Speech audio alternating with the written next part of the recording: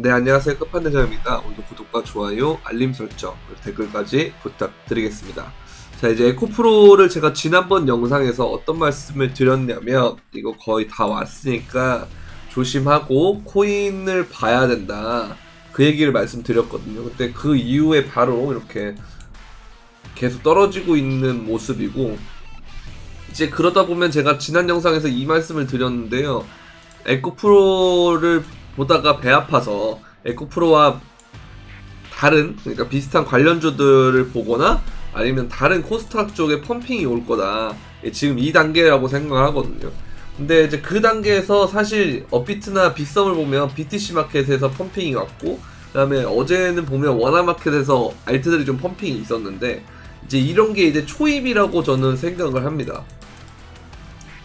이제 BTC 마켓에 처음에 펌핑이 온 건 비트코인을 사야만 BTC 마켓에 들어갈 수 있기 때문에 비트코인을 많이 확보하기 위해서, 그러니까 비트코인을 중심으로 핸들링을 하기 위해서 BTC부터 먼저 펌핑을 한 것 같거든요. 근데 뭐 이런 거는 에코프로도 마찬가지지만 미리 들고 있었으면 상관이 없지만 이거 막 불타기를 하는 거는 좋지 않기 때문에 이제 이런 것들을 보라는 게 아니고, 미리 그래서 제가 들어가 있는 게 맞다라는 말을 계속 말씀을 드린 거예요. 에코프로를 늦게 들어가는 것보다 그 시간에 그냥 코인을 먼저 들어가 있는 게 더 낫다라고 한 게 그런 말씀이거든요. 그러니까 보면은 이제 요게 이런 것들을 사람들이 지금 관심을 가질 텐데, 에코프로나 뭐 코스닥 다른 종목들 이런 것들 관심 가질 텐데, 그때 사실 아까 제가 계속 말씀드린 거, 코인을 먼저 들고 있는 것이 좋다라는 거, 이렇게 보시면 되겠고요. 보면은 이제 그 과정에서 어떤 얘기가 나오냐면, 에코프로가 급락하는 동안 배 아픈 개미들이 B2를 또 하고 있다라는 거예요. 은행 이런 거 리스크 뭐 경기 침체 필요 없는 거예요. 당장 내가 코인이든 뭐든 놓쳤을 때 그 상대적 박탈감, 그게 나중에 되면 코인에서도 나타날 수가 있다라는 거죠. 그래서 뭐 자금이 없다, 뭐 하락장이다 이런 거는 뭐 한국 사람들한테는 전혀 중요하지 않습니다. 그래서 업비트만의 프리미엄, 그러니까 뭐 업비트 빗썸 이런 것들만의 프리미엄이 생길 수가 있기 때문에 이런 것들은 좀 생각을 해야 될 것 같고, 그렇기 때문에 제가 해외로 보내놓으면 좋다라고 했던 그 말이 많이 말씀을 드렸잖아요. 뭐 김프도 적고 결국 이게 과열이 되면 김프가 낄 건데, 환율도 지금 점점 떨어지고 있어서 오히려 뭐 점점 좋은 형태가 아닌가 라는 생각이 들어요. 그래서 이렇게 좀 보면 될 것 같고요. 이제 알트들이 뭐 여러가지 코인들이 오르기는 했어요. 그래서 알트들이 오르고 다 좋은데, 제가 어제 이게 영상을 올렸어야 되는데 또 목 상태가 조금 안 좋아가지고 그 자료랑 어제 거랑 오늘 어제 오전이나 오늘 어제 오후죠. 그다음에 오전 오후 뭐 이런 것들이 자료들이 합쳐져서 조금 얘네들을 그렇게 많이 안 올랐는데 라고 싶은 것들이 있겠지만, 어찌됐든 간에 보시면 이제 이런 식으로 알트들이 반응이 나오고 있기는 한데, 그러면서 이제 미국에서 제가 이 얘기도 드렸잖아요. 저거 뭐야, 예상치를 중국이 하회해서 미국도 하회할 것 같다. 근데 실제로 하회를 했고요. 그 과정에서 어쨌든 물가가 많이 꺾였기 때문에 이제 긴축의 속도는 거의 줄어드는 수준이 넘어서 거의 끝나가지 않겠느냐. 제가 볼 때는 뭐 다음 FOMC 때는 일단은 저는 동결이 될 것 같다고 보긴 하는데, 뭐 메이저한 뷰는 25bp를 인상을 하는 거더라고요. 근데 저는 오히려 그래도 좋다고 생각하는 건, 25bp를 인상하면 그 시점에서는 막 충격이 있을 수도 있어요. 순간적으로 흔들기. 근데 오히려 좋다라고 볼 수 있는 건, 어차피 인상해봐야 25거든요. 그러니까 그 25 인상하는 건 이제 시장의 컨센서스가 형성이 되고 있기 때문에 그 순간에만 작용을 하지 별 차이가 없어요. 그래서 오히려 이렇게 주요한 턴마다 금리 인상을 하는데 예상치는 부합일 가능성이 높기 때문에, 그렇게 되면 시세에서는 오히려 별 상관이 없다라는 거죠. 그리고 제가 금리 인상기에서 자산시장이 떨어졌을 때 그 반등하는 과정에서 제일 반등이 많이 올 때는 금리 인하가 아니고 금리가 동결일 상태거든요. 그러면 이번 텀에 만약에 25bp를 또 인상을 한다 그러면, 그럼 동결이 될 수 있는 기간이 더 늘어나는 거잖아요. 그러니까 동결을 시작하면 보통 한 3-4개월이나 조금 뭐 더 많이 갈 수도 있겠지만 그 정도 안에 금리 인하가 시작할 수가 있어요. 근데 금리 인하가 시작이 되면 이거는 정부 관계자들이 경기 침체라는 것을 인정을 해야만 금리 인하를 하는 거기 때문에 오히려 그런 것이 시그널이 돼서 2차 하락을 촉발시키는 요인들이 되게 많았거든요, 과거에. 그래서 오히려 금리 동결일 때는 의심을 한단 말이에요. 하락론자들이 의심을 하고 하는 그런 단계에서 계속 그 자양분을 가지고 오르는 건데, 그러다가 이제 금리 인하 시그널이 되면 하락론자들도 오르다가 보니까 배 아파서 타게 되는 사람들이 많단 말이에요. 아, 이거 진짜 상승장인가 보다. 그래가지고 여기 이제 금리 인하가 됐을 때 하락 사이클이 오면, 아, 이거 잠시 너무 많이 올랐으니까, 그러니까 반등이 너무 많이 왔으니까 조정이 오는 거겠지 하다가 쭉 2차 하락 맞고 그런 그림이 많이 나오는데, 이제 그런 것들을 보게 되면 여러분들이 이제 그런 생각을 해야 되는 거죠. 역사적으로 동결 때가 많이 올랐기 때문에 동결이 최대한 뭐 빨리 오는 것도 좋겠지만 25bp처럼 이런 컨센서스를 유지하면서 금리 인상을 하고 동결하면 좋다. 이건 제가 지난번에도 말씀드렸잖아요. 지난번에 직전에 이제 25bp 인상을 했는데 그때도 동결에 대한 예측이 좀 있었어요. 근데 그래도 25bp 인상을 하고 동결하는 것이 훨씬 좋다라고 말씀드렸는데, 그 이후로 어쨌든 비트코인이 자산시장도 마찬가지고요, 오르고 있잖아요. 금리 인상을 한다 그래도 그런 식으로 사이클이 나오기 때문에 마찬가지입니다. 그래서 이번에도 0.25bp를 인상을 하게, 25bp를 인상하게 되면, 그러면 그 다음에 동결이 되는 건 더 가능성이 높아지기 때문에 이제 예측치로 해당이 된다는 거죠. 예측 가능한 범위에 있다라는 거예요, 금리도.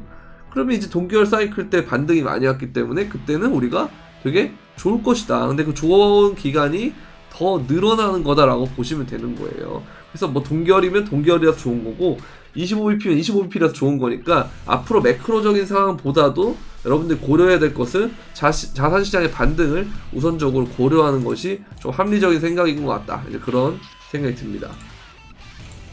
보시면 FOMC 3월 회의록에 보면 은행 사태가 가계와 기업에 모두 영향이 됐다. 그래서 경기 침체라는 거를 언급을 했어요, 회의록에서. 그래서 이런 것들로 이제 가격을 그러니까 상승을 조정하고 있는데, 근데 이거는 중요한 게 아니죠. 뭐 경기 침체라는 것을 연준이 뭐 인정했다 이렇게 볼 수도 있는 건데, 근데 이제 또 정부는 또 다르게 말할 거예요. 아직은 그런 단계니까. 그래서 이제 이 25bp 인상하는 거를 되게 유력하게 다음 회의 때 그 매더워치에서 이제 고려가 되고 있는 건데, 어찌됐든 간에 컨센서스가 아까 말씀드린 것처럼 이런 게 나오면 나쁘지 않다 이겁니다. 저는 오히려 좋다라고 생각을 해요. 자, 그리고 이제 보면은 다들 보면 낙관적이지 않다라는 게, 그러니까 아직까지 경기 침체는 거의 무조건 온다라고 얘기하는 사람들이 많거든요. 물론 저조차도. 그렇기 때문에 이 반등 장세에서 못 먹을 가능성이 크다. 그래서 이거는 나중에 의심이라는 것이 가격이 오르게 되면 뭔가 기대감으로 바뀌고 확신으로 바뀌고 그다음 복수를 하겠다는 생각으로 포모가 오고 순간적으로 레버리지를 발생을 시켜가지고 대출 끌어온다라는 거죠. 그래서 시장에 갑자기 유동성이 돌면서 펌핑이 나오는 그런 구조가 나올 가능성이 높은데, 에코프로도 많은 사람들이 B2하고 유명해질 때가 되니까 이제 떨어지듯이 코인도 마찬가지예요. 오히려 대중들의 관심이 없는 이 시점이 훨씬 좋다라는 겁니다. 여러분들이 2020년과 19년, 18년에 코인을 떠나 있었던 거를 후회하듯이 지금도 똑같이 그렇게 될 가능성이 있단 말이죠. 그래서 대중들의 관심이 없을 때가 기회다, 이렇게 보시면 될 것 같습니다. 자, 이것도 차트 패턴 상으로 보면 이런 시총을 보게 되면 이제 비트코인을 제외한 알트코인의 시총인데 뭐 나쁘지 않다라고 생각을 하죠. 이거 보면은 이렇게 역헤드숄더 모양이 나오고 있고 이런 식으로 올라가게 되면 추후에 알트장일 가능성이 높다 이건데, 문제는 도미넌스가 좀 올라간다는 게 문제인 거고, 그리고 여러 가지 추세를 봤을 때 비트코인은 올라갈 가능성이 되게 높은 것이다, 이렇게 보고 있는 거고요. 그 다음에 제가 아까 말씀드린 대로 뭐 IMF라든지 연준도 어느 정도 경기 침체에 대한 부분을 언급하고 있긴 한데, 근데 백악관에서는 인플레이션 잡히고 있고 경기 침체 아니다 이렇게 보고 있는 거라서 아직은 조금 대립하는 관계. 그래서 경기 침체 없다라고 생각하는 사람하고 그 다음에 자산시장 들어가야 된다라고 생각하는 사람, 그들과 또 다른 쪽에서는 경기 침체 올 거니까 현금 들고 있어야 된다 하는 사람들, 안전자산 들고 있어야 된다 하는 사람들, 이렇게 나뉜단 말이에요. 그 과정에서 어쨌든 이들이 위험자산으로 순간적으로 반등이 크게 오면 어느 정도는 돌아오게 돼 있어요. 근데 그게 안 돌아오는 상황이고 대립하는 그 과정이 바로 동결에서 일어나기 때문에 동결에서 큰 반등이 많이 일어나는 거다. 이제 그렇게 보고 있거든요. 그래서 동결 때가 좋은 거고, 동결이 늦게 오면 늦게 올수록 좋은 거니까 일단은 뭐든 좋다. 동결이면 동결이라서 좋고 25bp 인상하면 그 다음에 어차피 동결일 확률이 높으니까 좀 더 늘어나서 오히려 좋다. 이렇게 생각하시면 좀 편안하게 투자할 수 있지 않을까 하는 그런 생각이 듭니다. 보면 이건 MVRV 시그널인데요. 여기 초록색에 있는 구간에서 넘은 순간에는 한 번도 떨어진 적이 없어요, 코인이. 근데 다행히도 이걸 이제 넘은 상태에서 리테스트를 받고 올라가는 그 상황이면 얘는 앞으로 가격대가 올라갈 확률이 높은데, 이제 그 과정에서 얘가 이 정도쯤 오니까 한 3 정도쯤 오니까 미니 불장 사이클의 고점이 생기더라. 그러니까 얘가 가다가 한 이쯤 오면 또 조심해야 될 때는 맞는 것 같다. 그런 생각이 들어요. 가격도 그렇게 되면 되게 많이 오르겠죠, 이 정도로. 그래서 뭐 많은 사람들이 48에서 52 뭐 이렇게 많이 보고 있고요. 저도 이거는 동의하는 부분이고. 근데 혹시 몰라서 너무 많이 보다 보면 제가 말씀드린 것처럼 2차 상승파동처럼 가게 됐을 때 S&P는 그때 신고점을 찍었기 때문에 코인도 약간 그 기대심리 이런 것들을 발동시켜가지고 이 어지러울 때 오히려 에코프로처럼 가게 되면, 그렇게 되면 신고점을 찍고 훅 죽을 것 같은데, 그거는 아직까지 확실하게 알지는 못하겠지만 어쨌든 지금 시점에서 우리가 비트가 3만 달러를 겨우 넘은 시점에서는 아직도 비트코인은 되게 좋은 구간인 것 같다. 이런 말씀을 드리고 싶습니다. 그리고 보면 실현 가격을 보게 되면 얘가 항상 저점의 역할을 했어요. 이 실현 가격 밑으로 빠졌을 때 사면 되게 좋은 결과가 있었다라는 겁니다. 2015년 때도 그랬고요. 2019년, 그 다음에 2020년, 그 다음에 올해도 마찬가지죠. 작년이죠. 작년에 또 마찬가지. 이렇게 보시면 될 것 같다.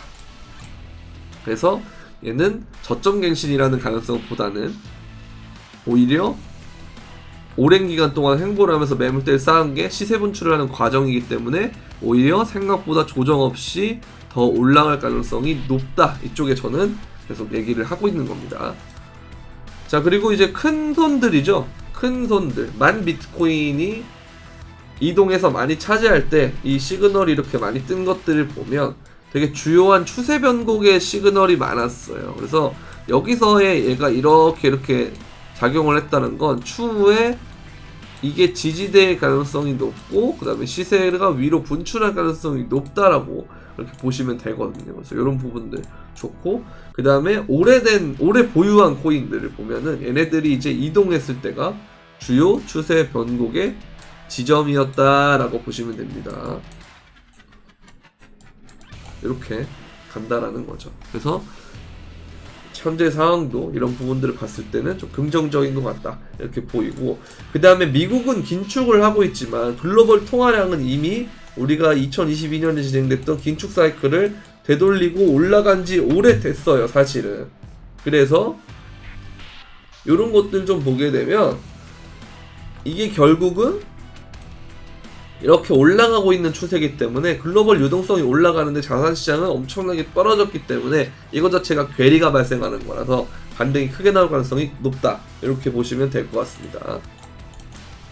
자, 이것도 보면 비트코인 도미넌스 4시간 봉인데 올라가다가 이 저항을 맞고 떨어지고 있긴 하거든요. 근데 얘가 이 상황에서 이런 식으로 가게 되면 그러면 이게 알트장 왔다가 비트장 왔다가 알트장 왔다가 비트장 왔다가 이런 가능성이 좀 있어요. 그래서 조금 혼란스럽기는 한데 알트장이 조금 요정도 왔다고 해서 안심할 건 아닌 것 같고요. 조금 더 봐야 돼요. 조금 더 보고 추세가 얘가 이런 식으로 떨어져가지고 다시 이 추세를 밑으로 가게 되면 그러면 알트장이 좀 더 가능성이 높아지는 건데, 그게 아니고 여기서 이렇게 갔다가 다시 이런 식으로 올라가면 이 과정에서 또 비트코인의 흡성이 일어나기 때문에 비트코인은 항상 포트폴리오에 담아두는 것이 좋다라고 봅니다.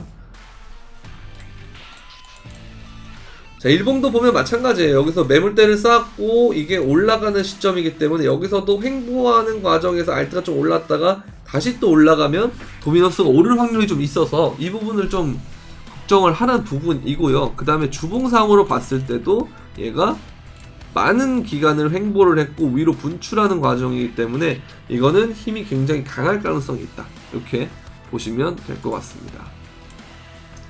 자, 이제 이런 것들을 보면은 사실 웬만한 건 다 대응이 되는데요. 여러분들이 이제 좀 더 디테일한 타점, 뭐 진입과 목표가 손절가, 그 다음에 코인 이런 것들의 픽도 받아보고 싶다 하시면 유튜브 멤버십 서비스를 이용하시면 되고요. 유튜브 멤버십에서는 업비트를 중심으로 한 알트코인 현물을 위주로 하는데, 아무래도 여러분들이 현물 말고 선물도 하시는 분들이 많아요. 매매하시는 분들이 선물도 많이 하기 때문에 선물방도 따로 있습니다. 멤버십과 별도예요. 보면은 선물방도 이렇게 있는데, 선물도 포지션, 그 다음 진입가, 목표가, 손절가 이렇게 있는데, 제가 거의 FTX 이후부터 롱만 거의 쳤는데요.